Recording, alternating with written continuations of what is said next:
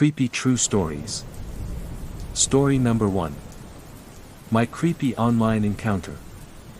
When I was single, I ventured into the world of online dating and stumbled upon a guy named William. Our initial interactions seemed harmless enough as we exchanged messages, but one day things took a bizarre turn when we exchanged numbers and he initiated a call. During our conversation, he adopted an unsettling demeanor, referring to me as his pet and subjecting me to a weird intelligence test. Despite passing the test, his behavior grew increasingly strange. One particularly alarming proposition involved his desire for me to visit him and star in a homemade horror film, wherein he envisioned me as a belly dancer performing in scenes of a questionable nature, including a chilling scenario of bathing with him in a tub of fake, or so I'd hope, blood. His unsettling ideas even extended to plans to lure me into the woods to experiment with hypnosis using an emerald necklace. Feeling deeply unsettled, I made the decision to sever ties with him. As I went to his profile to block him from further contact, curiosity led me to go through his photos first. What I discovered only fueled my unease. He was a bald man adorned with tattoos, sporting eerie white contact lenses, and posing in unsettling scenarios, such as a hopefully fake, blood-covered garage while wearing a ski mask. Without hesitation, I blocked him, hoping to leave this creepy encounter behind me. Years later, just when I thought I had escaped his eerie presence, fate threw an unexpected curveball. While I was driving home from the mall, a vehicle pulled up beside me. To my horror, it was William. His eerie grin and knowing wave sent shivers down my spine. I watched him as he sped off. The memory of our strange conversations and his eerie demeanor came flooding back to me. That night, I made sure all my doors were locked, and I double-checked the windows. I couldn't help but wonder what could have happened if I had agreed to meet him in person, but I was grateful for my instincts that led me to block him all those years ago. From that day on, I was more cautious about who I interacted with online, realizing that not everyone is who they seem to be. Story number 2. Dia de los Muertos. Hi.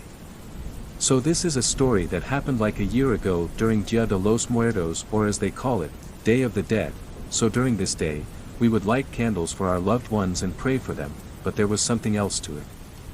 During one night, after lighting candles, I stayed downstairs watching TV. It was around 6-7 p.m., and I was just sitting watching TV. My dad came downstairs and then went into the kitchen. In our kitchen we have a place called Dirty Kitchen, or where our washing machine and clothes are, laundry room 𝐦𝐤𝐬. My father came out of the kitchen and asked, "Did you turn on the light in the dirty kitchen?" I told him no, since I was only in the living room watching TV. He then told me maybe it was our nanny who must have washed out clothes and forgot to turn it off. After that, a few minutes later, I went into the kitchen for food. I saw something in the corner of my eye, then looked, and that's when I saw the dirty kitchen's light was on again. This time I was alone downstairs. My parents' siblings were upstairs in our room. I just turned the light off, but I was a bit creeped out by it. Fast forward, the next day the light was on again. None of us had been to the dirty kitchen cause, well, there were no clothes to wash. I was starting to think this was weird since nobody else was downstairs yesterday other than me. My mother SND, I have this thing where we kinda or faintly see spirits or feel them. When I entered the kitchen that day, my body turned cold, as like I were in our room with the air conditioning was at full blast. It felt like I was freezing, but it was also making me feel dizzy. I quickly got out of the kitchen and stayed in the living room. I was just watching TV when my mom came downstairs and looked in the kitchen. She then called my dad down and I heard them whispering about the light again. I wanted to bat in and tell them something paranormal or weird is doing it, but I kept my mouth shut since I didn't want to seem rude. I just wanted this to stop since I was so scared during that time. Day of the Dead was going to end on November 3rd, but I was creeped out real bad. My parents were debating whether the light switch was broken or something was in the house. To this day we still don't know what was happening. But I for sure know it wasn't a broken light switch or something, it was someone. Story number 3. Hitchhiking, 1986. For my beautiful daughter, Crystal Wright, on a lost and lonely highway, east of Omaha, one time I was hitchhiking up north of Colorado. I just got past Waverly. Along the way a kind stranger gave me a ride for about 45 miles, and I found myself outside some place in Wyoming. It was just a side road truck stop, the kind that just served truckers later that kind of time of night, and acting like I owned the place, I walked right in, I opened the screen door, and I went inside. Some kind traveler had given me a little bit of money. It was probably about $45, and feeling like some king of the world, I ordered myself a steak with some mashed potatoes and some gravy, a side of green beans. I sat and ate my dinner, feeling pretty good, when this trucker came in. He glanced nervously all about the bar, and then finding me, he walked right up to me and put his hand on my shoulder. I looked at his hand, then I looked at his face. He withdrew his hand as if my shoulder had grown teeth. I looked up him with a smile, and said, "Can I help you?" He said, "Are you traveling up north tonight?" I said, "Well, I was planning on it, probably walking through the night." The trucker said, "I wouldn't do that if I was you." He looked like he was about to shit himself. With a questioning look on my face I said, "Why not?" The waitress said, "Sal, he doesn't know." The trucker, his eyes wide, they were almost bugging out, he looked down at me and he then said there was a camper found on the side of the road. There was nobody in it. The police walked off in the desert of Wyoming, there, in the middle of nowhere for scores of miles, and after about 45 paces, they found their dead bodies. One was an old man, the other an old woman, and a little Shih Tzu dog, all buried in shallow graves in the sand. Even the dog's eyes were missing. I looked down at my food, no longer hungry for it. I started to push myself away from the bar. The trucker asked me once again, "Are you still traveling up north?" As soon as he said that, the air seems to get thick. All of a sudden it was a simple battle just to be able to breathe. Sweat grew up on my brow, and I felt my feet almost seem to stagger as I got up from the bar. I asked the lady for a to-go box. I started slowly walking towards the screen door.